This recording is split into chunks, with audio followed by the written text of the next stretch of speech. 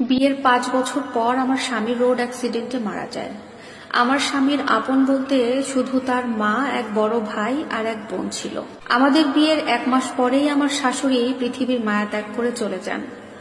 আর আমাদের একটা মেয়ে সন্তান হয়, যার বয়স এখন 3 বছর। আমার মেয়ে আর আমার স্বামীকে নিয়ে আমাদের জীবন আলহামদুলিল্লাহ বেশ ভালো চলছিল, মোটামুটি সচ্ছল ছিলাম। আমার স্বামী যখন বেঁচে ছিল তখন আমার ছোট বোন আমাকে সপ্তাহে 2 থেকে 3 বার ফোন দিয়ে খবর নিত, কথা বলতো। আমার ভাসুর এবং আমার যে ননদ ছিল তারাও খুব খোঁজ খবর নিত, বাসায় আসা যাওয়া করত। আসলে আমাদের আত্মীয় স্বজনের তেমন কোনো অভাব ছিল না। কিন্তু আমার স্বামী মারা যাওয়ার পর থেকে আত্মীয় স্বজন যারা ছিল তারা কেউ আমাদের পাশে এসে দাঁড়ালো না। এমনকি আমার স্বামীর বড় ভাই আর ছোট বোন তারাও আমাদের পাশে দাঁড়ায়নি। আমি আর আমার মেয়ে কিভাবে এই দিনগুলো পার করছি কেউ একটাবার খোঁজও নিতে আসছে না। এখন বুঝতে পারছি আমার স্বামীর আপনজন বলতে আসলে কেউ ছিল না, ওরা শুধু নামে নামেই আত্মীয় ছিল।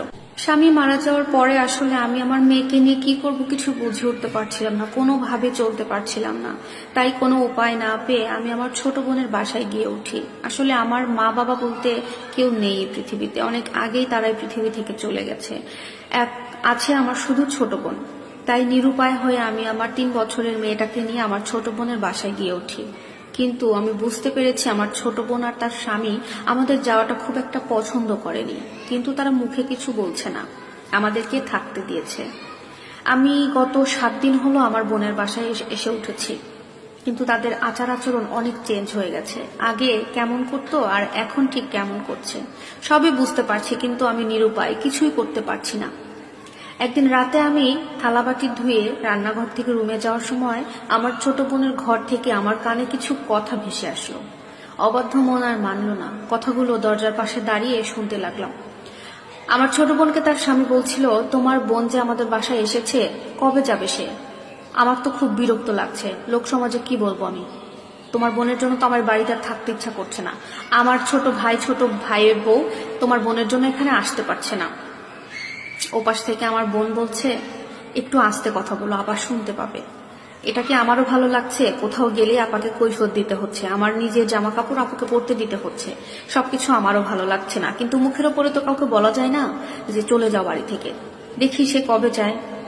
এই কথাগুলো শুনে বিশ্বাস করো আমার চোখের পানি এমনি এমনি পড়ে গেল, কিন্তু নিজের চোখের পানি মুছে ওখান থেকে সামলে ঘরে চলে এসে দেখি আমার মেয়ে খেলা করছে। আমার মেয়েটা আমাকে বারবার বলছে, মা বাবা কবে আসবে, আমার এখানে ভালো লাগছে না, আমি বাবার কাছে যাব, বাসায় যাব।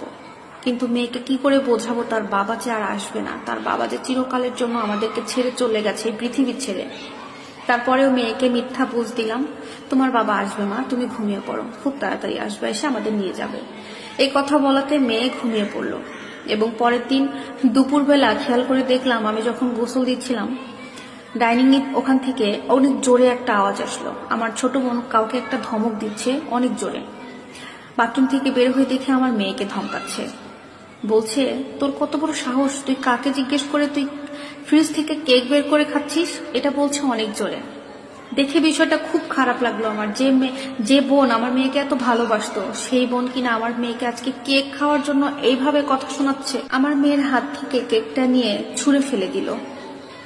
আমি এগিয়ে গেলাম না, আমি দূর থেকে দেখলাম আমার বোনের এই আচরণ।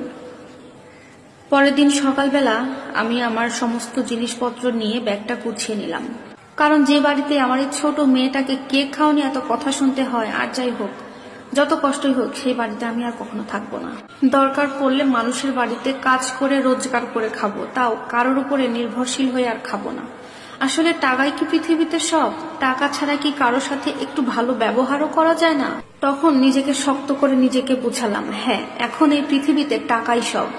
কারণ টাকা ছাড়া যে এই পৃথিবীতে কারো কোনো মূল্য নাই, এটা আমার স্বামী মারা গিয়ে আমাকে খুব ভালোভাবে বুঝিয়ে দিয়ে গেছে।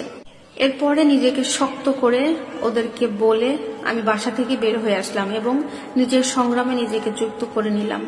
নিজের মেয়েকে নিয়ে পথ চলা শুরু করলাম। কষ্ট হলেও নিজেকে একদিন ঠিক গড়তে পারবো, কারণ টাকা রোজগার করতে হবে। টাকাই এখন পৃথিবীতে সব। টাকা না থাকলে কেউ কখনো কাউকে ভালোবাসবে না, কেউ মূল্যায়ন করবে না। এই স্টোরিটা একটা নাম না বলা আপুর জীবন কাহিনী। আশা করবো যে ভিডিওটা ভালো লাগবে। আর আপুর জন্য দোয়া করবেন সবাই। ভিডিওটা ভালো লাগলে